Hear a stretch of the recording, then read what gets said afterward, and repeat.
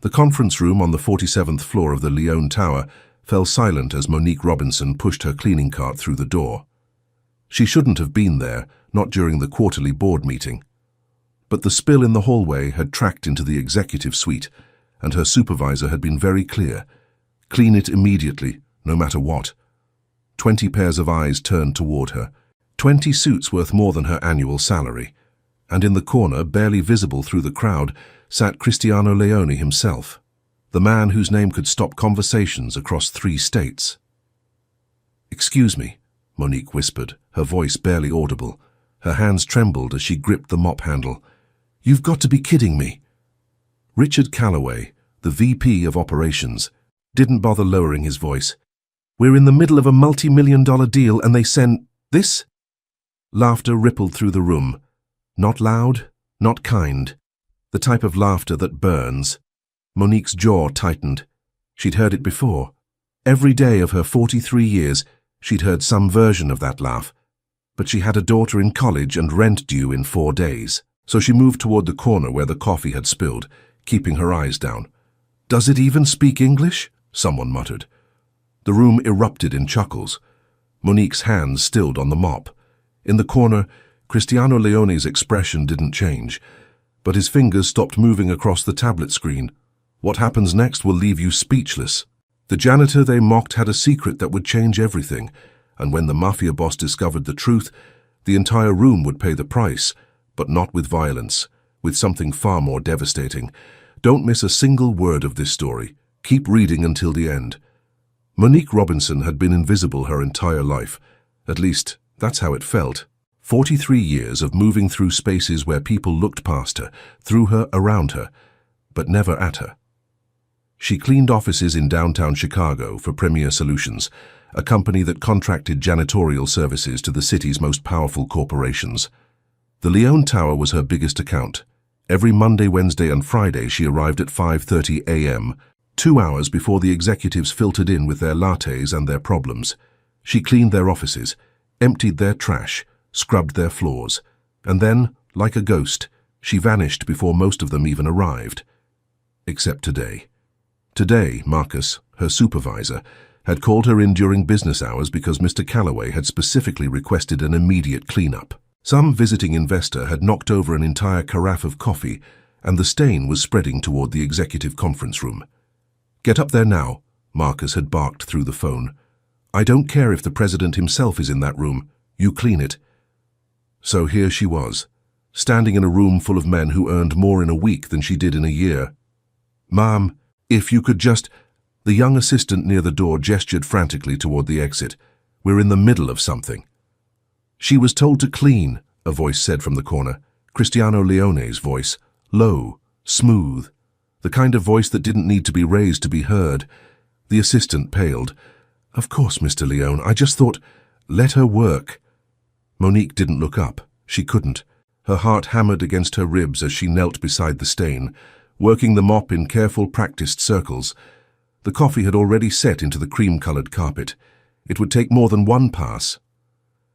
"This is absurd," Calloway muttered, loud enough for everyone to hear. "We're negotiating a $40 million acquisition. Can't we have to wait for someone to do the job you clearly couldn't manage without making a mess?" Cristiano's voice cut through the room like a blade. "Continue, Calloway. I'm listening." But Calloway's face had gone red.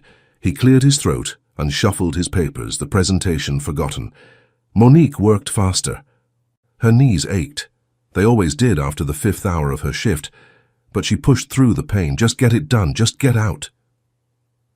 "I still don't understand why we couldn't reschedule," someone whispered.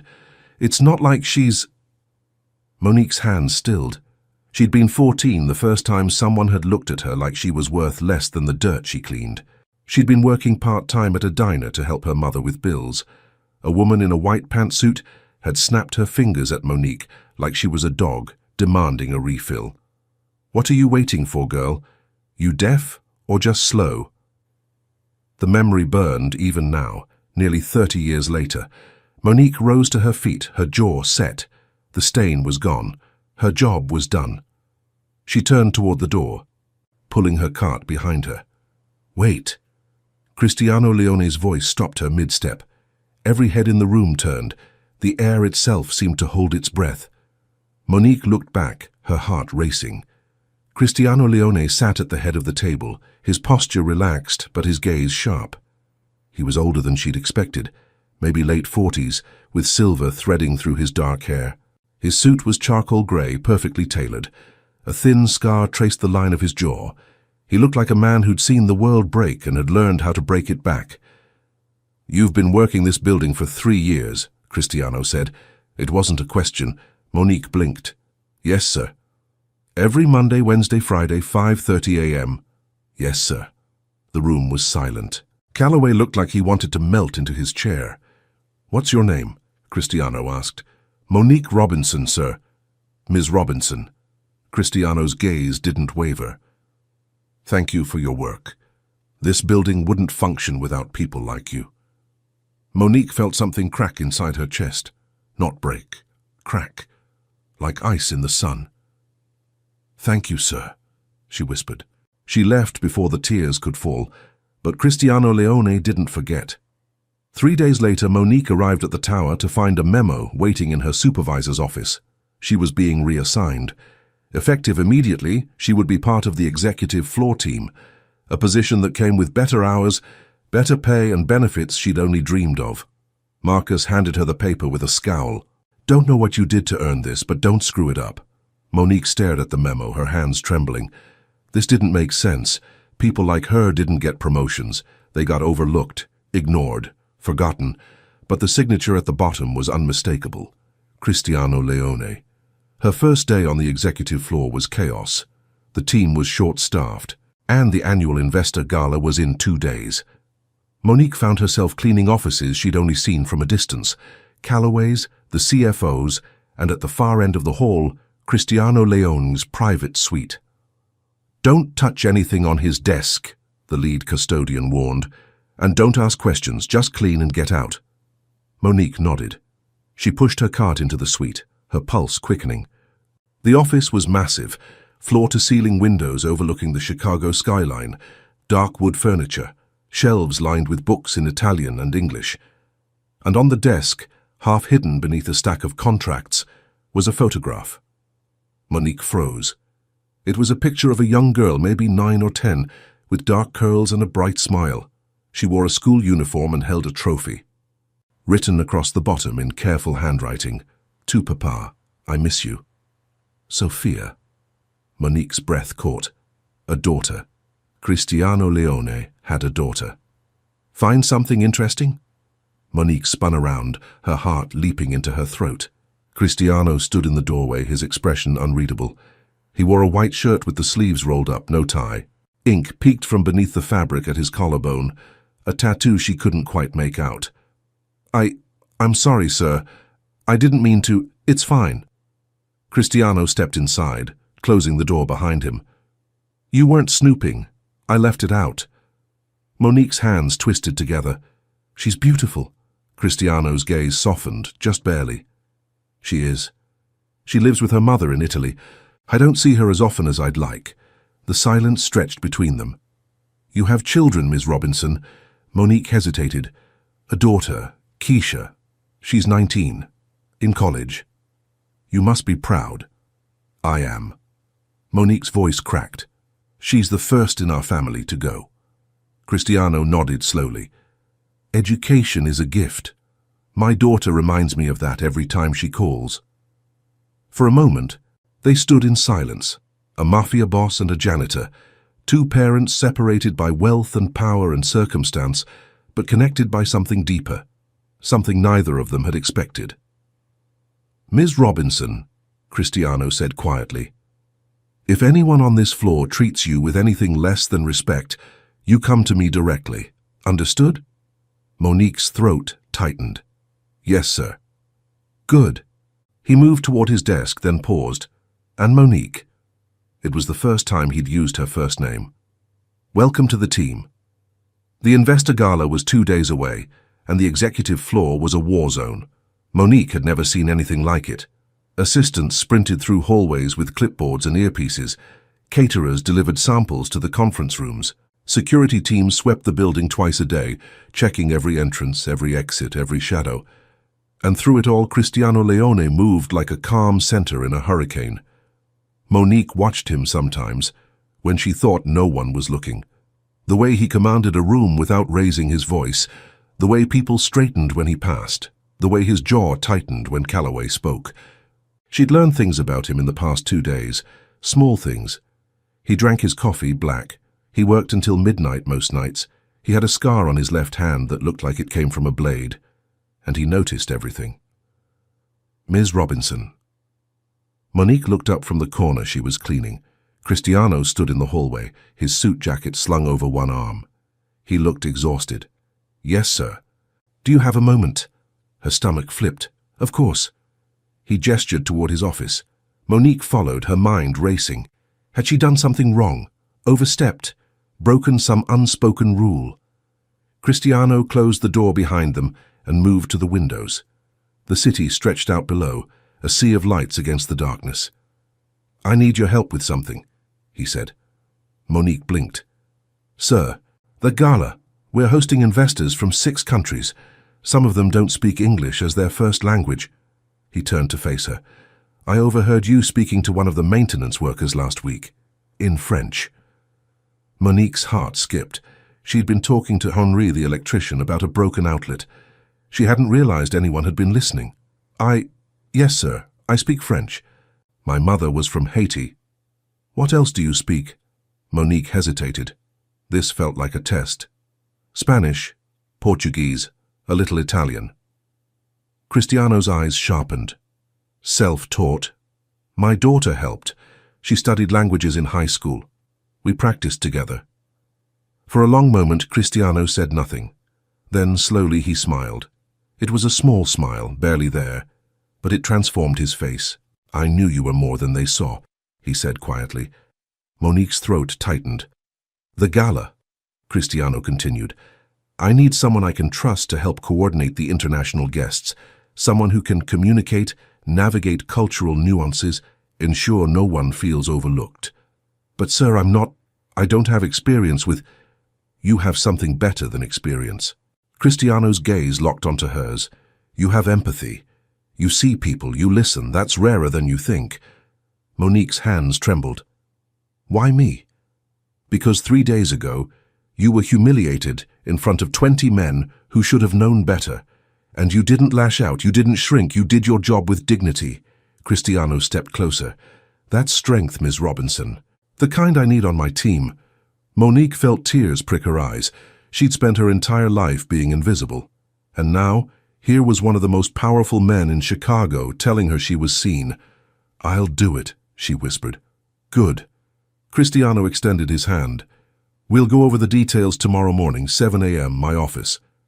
Monique shook his hand, and for a moment, the world narrowed to just the two of them.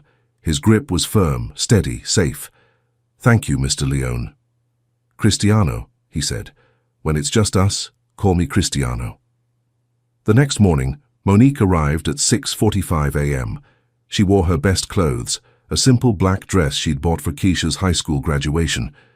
It wasn't expensive, but it was clean, professional. Cristiano was already at his desk, reading through files. He looked up when she entered and gestured to the chair across from him.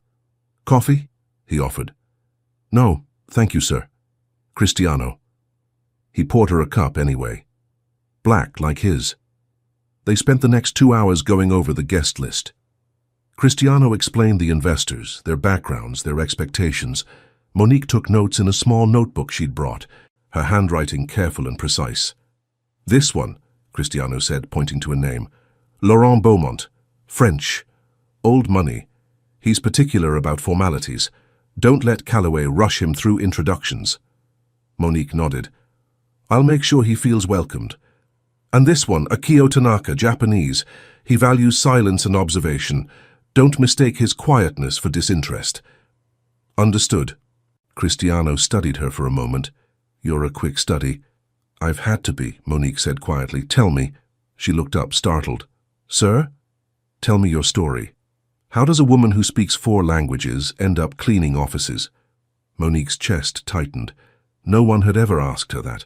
Not once in 25 years of working. "I got pregnant at 17, she said softly. "Keisha's father left before she was born. My mother helped, but we didn't have much. I dropped out of school to work. I've been working ever since." Cristiano's expression didn't change, but something flickered in his eyes. Understanding, maybe, or respect. "And the languages?" "My mother taught me French before she passed. Spanish I learned working kitchens. Portuguese from a friend. Italian." She hesitated. "I taught myself. From books. I wanted to understand opera." Cristiano leaned back in his chair. "Opera. I know it sounds like you're brilliant," Cristiano said. "And wasted." Monique's breath caught. "You should be running programs, teaching, translating, not scrubbing floors for people who don't see you." His voice dropped. "That ends now. Cristiano, after the gala, we're going to talk about your future. A real future, understood?" Monique nodded, unable to speak. "Good." Cristiano stood. "Now, let's make sure this gala is flawless. Show them what you're made of." The day of the gala arrived. Monique wore a dress Cristiano had sent to her apartment. Simple, elegant, black, with subtle silver threading. It fit perfectly. She'd cried when she opened the box. The note inside had been brief. "You represent this company tonight. Dress the part. CL." Now, standing in the grand ballroom of the Leone Tower, surrounded by men in tuxedos and women in gowns worth more than her car, Monique felt like she was dreaming. But this wasn't a dream. This was real. And she was ready. Laurent Beaumont arrived first. Monique greeted him in flawless French, guiding him through the room, introducing him to the right people, ensuring his glass was never empty. He smiled, a rare thing according to Cristiano, and thanked her personally. Akio Tanaka followed. Monique bowed slightly, respecting the custom, and led him to a quieter corner where he could observe without pressure. He nodded his approval. By the time the evening was in full swing, Monique had coordinated 17 international guests, solved 3 potential cultural missteps, and earned nods of respect from people who'd never looked at her twice. And across the room, Cristiano watched. He stood near the bar, a glass of whiskey in his hand, his expression unreadable, but when their eyes met, he raised his glass, just slightly. A silent toast. Monique smiled. For the first time in her life, she wasn't invisible. She was seen. The gala had been a triumph. Monique had coordinated the international guests with a precision that left even Cristiano's most critical board members impressed. Laurent Beaumont had personally requested her contact information for future events. Akio Tanaka had bowed to her, a gesture of deep respect. But Richard Calloway hadn't forgotten. 2 days after the gala, Monique arrived at the tower to find her security badge deactivated. "There's been a mistake," the guard at the front desk said, his expression apologetic. "Your access has been revoked." Monique's stomach dropped. "That's impossible. I work here." "I'm sorry, ma'am. You'll need to speak with HR." She took the elevator to the 15th floor, her heart pounding. This had to be a clerical error. It had to be. But when she arrived at HR, the receptionist's face said otherwise. "Ms. Robinson." The woman's smile was tight. "Mr. Calloway has requested a review of your employment status." "A review? Why?" "There have been concerns raised about your conduct at the gala." Monique felt the floor tilt beneath her. "What concerns?"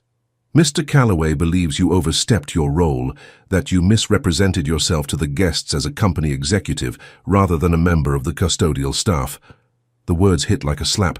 "That's not true," Monique said, her voice shaking. "I was asked to help coordinate. Mr. Calloway has recommended your termination, effective immediately." Monique didn't remember leaving the building. She didn't remember the elevator ride down, the walk through the lobby, the moment she stepped out into the cold Chicago air. All she knew was that her hands were trembling and her vision was blurred with tears. 25 years. 25 years of working, scraping, surviving, and it was over, because she'd dared to be seen. Her phone buzzed, a text from Keisha. "Mom, did you get my tuition invoice? The deadline is Friday." Monique stared at the screen. Tuition, Rent, bills, everything she'd built, everything she'd sacrificed. It was all crumbling. She sank onto a bench outside the tower, her breath coming in short gasps. She'd been a fool to think things could change. People like her didn't get fairy tale endings, they got fired. Ms. Robinson! Monique looked up.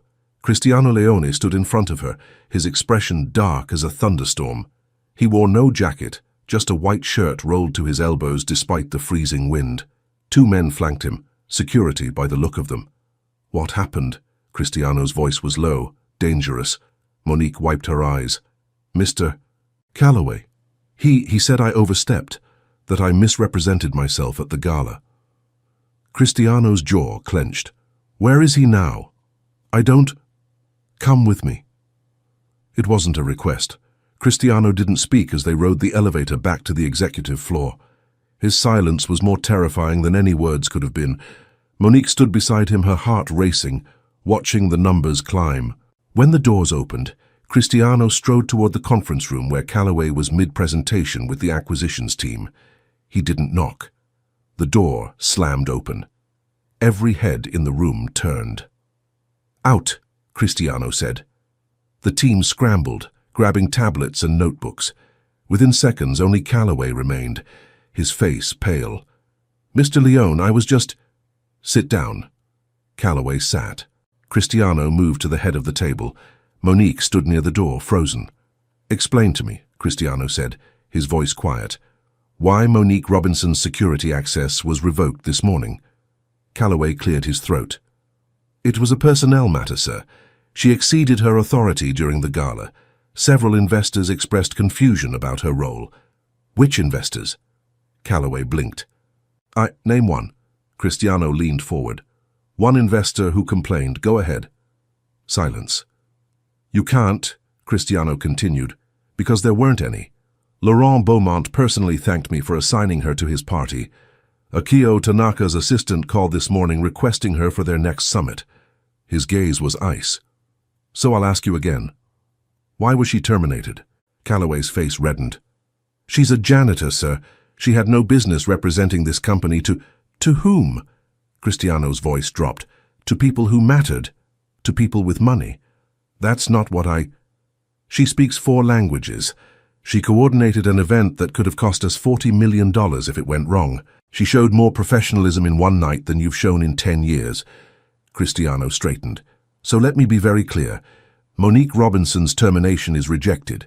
She's being promoted to Executive Cultural Liaison, effective immediately. Salary commensurate with her value to this company. Calloway's mouth fell open. Sir, you can't... I own this building, Richard. I can do whatever I want. Cristiano's smile didn't reach his eyes. But you? You're done. What? Clean out your office. You have until noon. Calloway shot to his feet. You're firing me? Over a cleaning woman? The air in the room turned to ice. Cristiano moved so fast Monique barely saw it. One moment he was at the table. The next he was inches from Calloway's face. Her name, Cristiano said softly, is Monique Robinson, and she's worth 10 of you. He stepped back. Security will escort you out. If you're still in this building in 1 hour, I'll make sure every company in this city knows why you were terminated. Calloway's face went white. He looked at Monique, a look full of hatred and humiliation, and then stormed out. The door slammed behind him. Monique couldn't breathe. Cristiano turned to her, his expression softening. Are you all right? She shook her head. You didn't have to do that. Yes, I did. He'll destroy you for this. He has connections, influence. Let him try.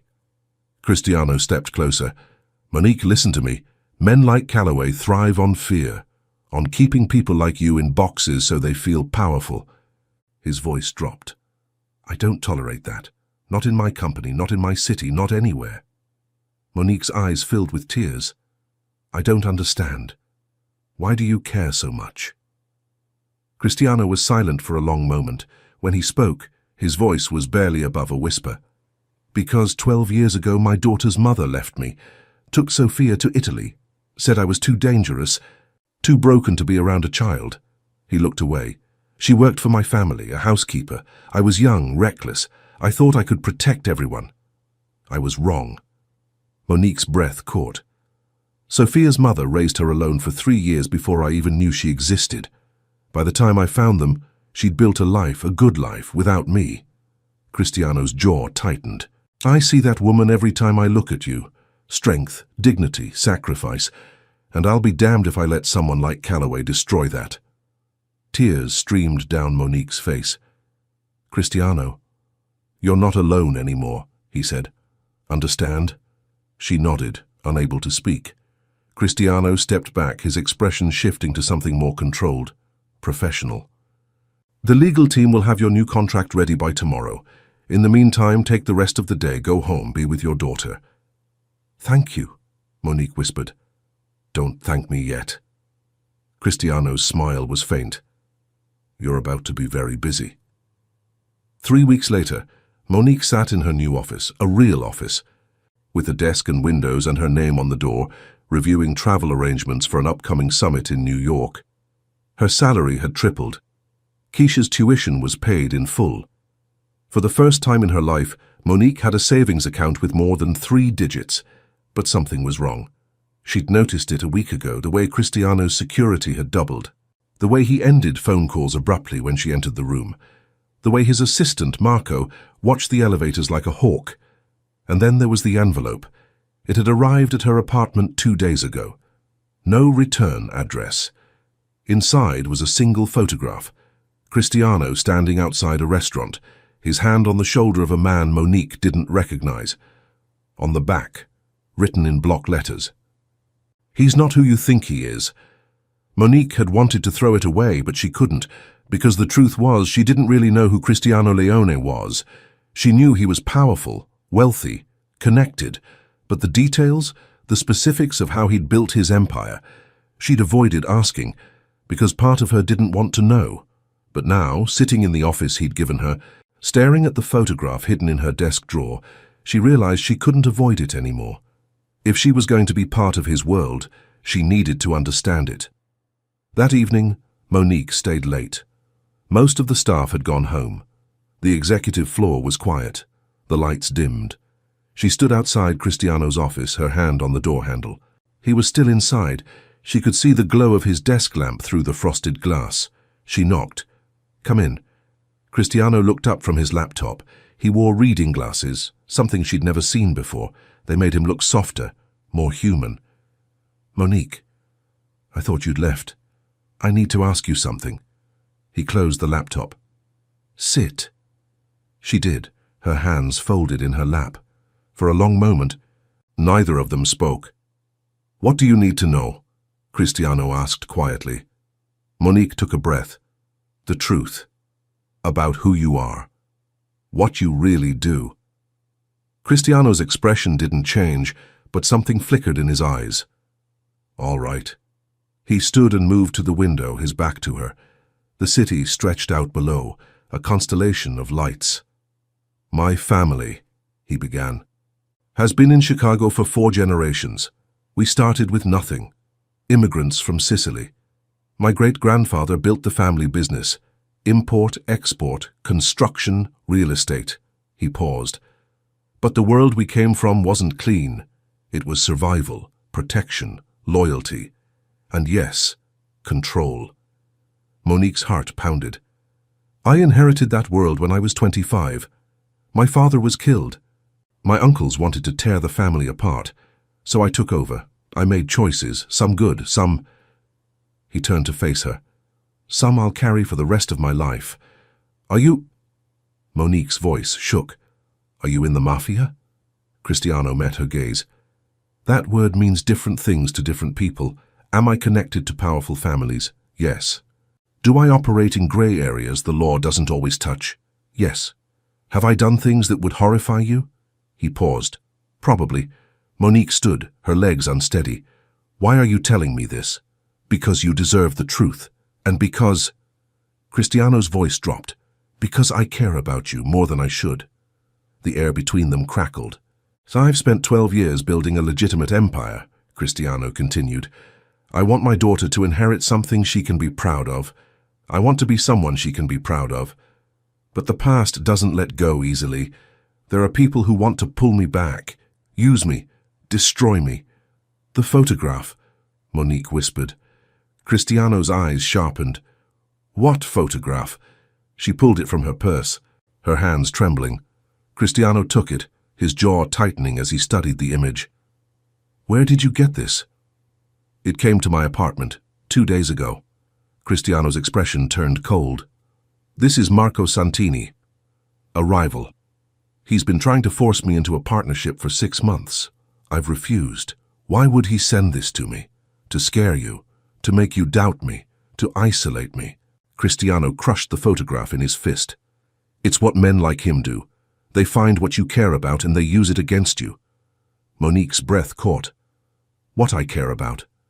Cristiano looked at her, and for the first time, she saw something raw in his eyes. Vulnerability. Fear. You, he said. He knows I care about you. The confession hung between them. Monique stepped forward. Cristiano, you should leave. His voice was rough. This world, my world, it's dangerous. I can't promise you safety. I can't promise you peace. All I can promise is that I'll protect you with everything I have. But that might not be enough. Monique's hand found his. What if I don't want to leave? Cristiano's fingers closed around hers. Then you need to understand what you're choosing, because once you're in, there's no going back. I understand. Do you? Cristiano pulled her closer. They'll come after you. They'll try to use you to hurt me. They'll say things, do things. Let them try. Cristiano's eyes widened. Monique stepped closer, her voice steady.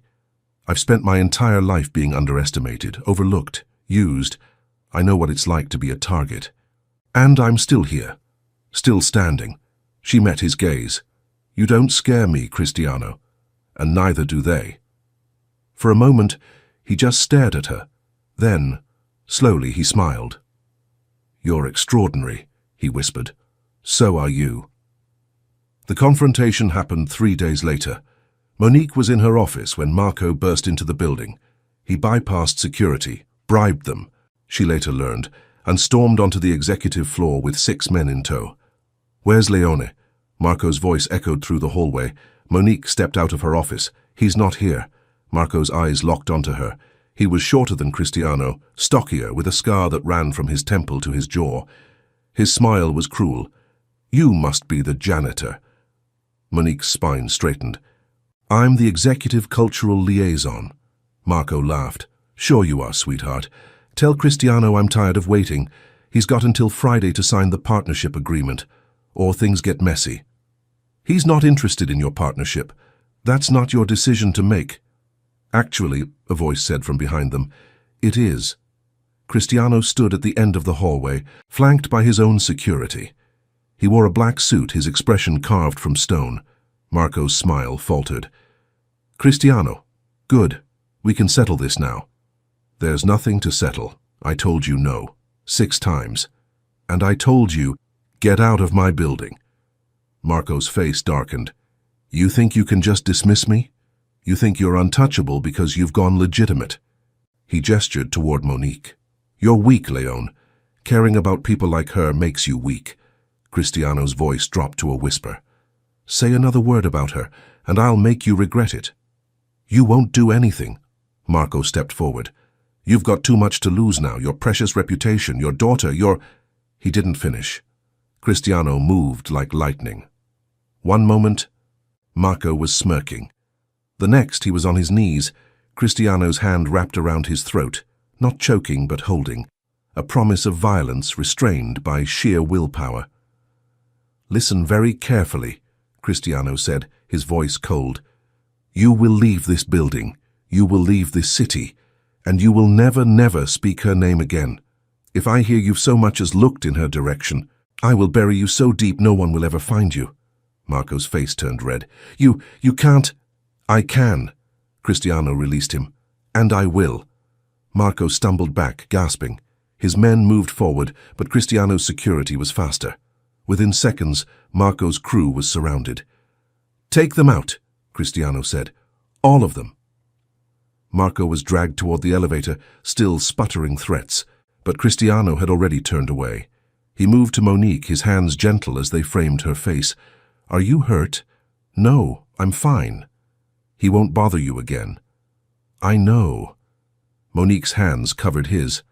But Cristiano, this can't keep happening. You can't keep fighting my battles. Why not? Because I need to fight them too. Cristiano's eyes searched hers. What are you saying? I'm saying I'm not just going to stand behind you. I'm going to stand beside you. Monique's voice was fierce.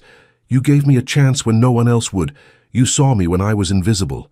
Now I'm going to make sure the world sees both of us. Together. Cristiano's expression cracked. For a moment he looked like a man who'd forgotten how to hope. You're sure? He whispered. I've never been more sure of anything in my life. Cristiano pulled her into his arms, and Monique felt the weight of the world fall away. For the first time in longer than she could remember, she felt safe, whole, seen. The fallout was immediate. News of Marco's expulsion spread through Chicago's underworld like wildfire, but instead of retaliation, something unexpected happened. Respect. Other families who'd been watching Cristiano's transition to legitimacy with skepticism, began to see the strength in his choices. He wasn't weak. He was strategic, calculated, loyal to those who deserved it. And Monique, she became a symbol. The woman who'd stood beside Cristiano Leone. The woman who'd risen from nothing to something. The woman who'd proven that strength didn't come from wealth or power. It came from character. Within a month she was fielding requests from other companies, other executives, other families who wanted someone with her skills, her discretion, her insight. But she stayed with Cristiano. Because he'd given her more than a job. He'd given her a future. 6 months later, Monique stood in the conference room where it had all begun, the same room where she'd been humiliated, the same carpet she'd scrubbed. But now she stood at the head of the table. Cristiano sat beside her, his hand resting on the back of her chair, a gesture of partnership, not possession. Ladies and gentlemen, Monique began, her voice steady. Thank you for joining us today. As the Executive Director of Cultural Relations for Leone Enterprises, I'm pleased to present our expansion into international markets. She spoke for 30 minutes, in English, then French, then Spanish. The investors listened, rapt. When she finished, the room erupted in applause. Cristiano leaned close, his voice low. You're incredible. Monique smiled. I had a good teacher. No. Cristiano's eyes were warm. You were always this strong. I just gave you a stage. 1 year later, Monique stood in the lobby of the Leone Tower, watching as a young woman in a custodial uniform pushed a cleaning cart toward the elevators. The woman looked exhausted, invisible. Monique recognized that look. Excuse me, Monique said. The woman looked up, startled. Yes, ma'am. What's your name? Teresa Morales. Monique smiled. It's nice to meet you, Teresa. I'm Monique Robinson. I'm the Executive Director of Cultural Relations. Teresa's eyes widened. I've heard of you. You used to clean these floors. Yes. Monique extended her hand. Do you speak any other languages, Teresa? Spanish, and a little English. I'm still learning. That's impressive. Have you ever thought about doing more than cleaning? Teresa's laugh was bitter. People like me don't get those chances. That's what I used to think too. Monique pulled a business card from her pocket. But I was wrong. Come to my office tomorrow at 9 a.m. Let's talk about your future. Teresa stared at the card, her hands trembling. Why? Because someone once gave me a chance when I needed it most. Monique glanced toward the elevator, where Cristiano was waiting, watching her with that same warm smile. And I believe in paying it forward. That night, Monique and Cristiano stood on the rooftop of the Leone Tower, the city spread out below them like a blanket of stars. You're going to change the world, Cristiano said quietly. Monique leaned against him. We're going to change the world. Together. Cristiano's arm wrapped around her waist. I never thought I'd find this. Someone who sees me, all of me, and stays. I never thought I'd be seen at all. They stood in silence, two people from different worlds, bound by something deeper than circumstance, destiny, coincidence, and a love that had grown from the ashes of humiliation into something unbreakable. I love you, Cristiano whispered. Monique turned to face him, her eyes shining. I love you too. And beneath the Chicago sky, the Mafia boss and the woman who'd once been invisible shared a kiss that proved one undeniable truth. Sometimes the most powerful revolutions start with a single act of respect. Did this story move you? Share it with someone who needs to hear it. Drop a comment telling us your favorite moment. And don't forget to subscribe, because every week we bring you stories of dignity, justice, and love that will restore your faith in humanity. See you in the next one.